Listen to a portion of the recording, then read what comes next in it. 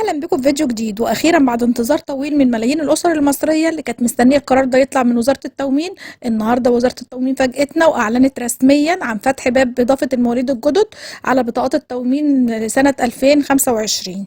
القرار ده يا جماعه هيستمر لمده 3 شهور كاملين، وهيبدا من ان شاء الله من النهارده 14/9، ودي البدايه بتاعته. وهتكون البدايه بتاعته في محافظه بورسعيد كمرحله اولى. يعني المرحله الاولى دي هتتعمل على محافظه بورسعيد بس. يعني محافظه بورسعيد دي هم اللي هيبداوا فيها ينزلوا فيها المواليد كمرحله اولى. يبقى يا جماعه المواليد هتنزل في محافظه بورسعيد بس في الفتره دي اللي هو من 14/9 لمده 3 شهور. دي مرحله اولى لمحافظه بورسعيد. بعد كده بقى هيبداوا يعمموها على بقيه المحافظات. طبعا الخبر ده طبعا هيفرح ناس كتير، خصوصا الناس اللي هي المرتبات بتاعتها قليله جدا، سواء بتوع تكافل وكرامه او اللي معاشاتهم قليله. طبعا كلنا طبعا في ناس كتير مننا بيعتمدوا على بطاقه التموين بشكل كامل، لان طبعا بيجيبوا بيها العيش اذا كان التموين. فالبطاقه ديت مهمه جدا لناس كتير. فالخبر ده ان شاء الله يفرح ناس كتير، عشان طبعا الناس اللي عندها اطفال ما ثبتتش في بطاقه التموين. فان شاء الله وزاره التموين اعلنت رسميا عن فتح باب اضافه المواليد الجدد على بطاقات التموين لسنه 2025. وزي ما قلت لكم ان هو هيبدا من يوم 14/9 اللي هو النهارده. ان شاء الله هيتعمم على محافظه بورسعيد بس، دي كمرحله اولى. والمرحله الاولى دي هتقعد 3 شهور في محافظه بورسعيد.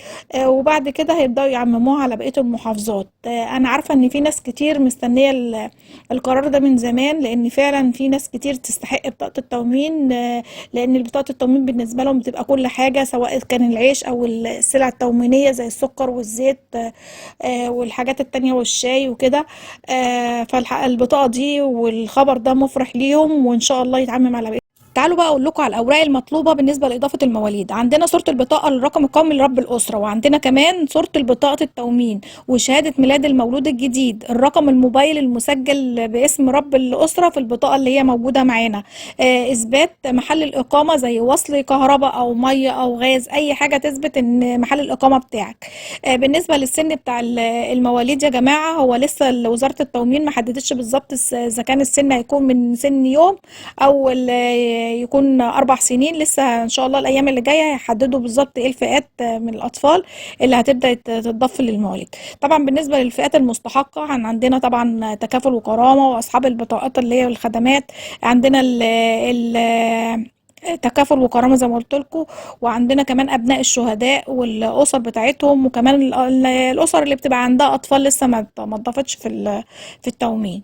بس نخلي بالنا زي ما قلت لكم ان احنا لسه وزاره التموين ما اتفقتش على سن المولود اللي هيتضاف. لسه بيقولوا من سن يوم، وفي بيقولوا من سن 4 سنين. فان شاء الله الايام اللي جايه هيحددوا بالظبط العمر بتاع الطفل اللي هيتضاف. طبعا كل اللي يهمنا يا جماعه دلوقتي ان احنا لازم نجهز الاوراق بتاعتنا، عشان اول ان شاء الله ما البوابه تفتح باذن الله تبداوا تسجلوا من خلال البوابه، او ممكن اي مكتب تموين تابع ليكي تبداي تروحي تقدمي على طول. زي ما قلت لكم ان هي ان شاء الله البوابه هتفتح النهارده يوم 14/9. المهم يا جماعة ان اضافة المواليد دي على بطاقة التموين ل 2025 هي خطوة طبعا جديدة لدعم الاسر المصرية. شاركوا الفيديو عشان يوصل لكل الناس اللي محتاجة تعرف المعلومات دي، عشان المعلومات دي مهمة. وزي ما قلت لكم ان المرحلة الاولى هتتعمل في محافظة بورسعيد، وبعد كده هتبدأ تتعمم على بقية المحافظات. اتمنى يكون الفيديو عجبكم، ولو عجبكم ياريت تعملوا لايك للفيديو وشير عشان كله يستفاد.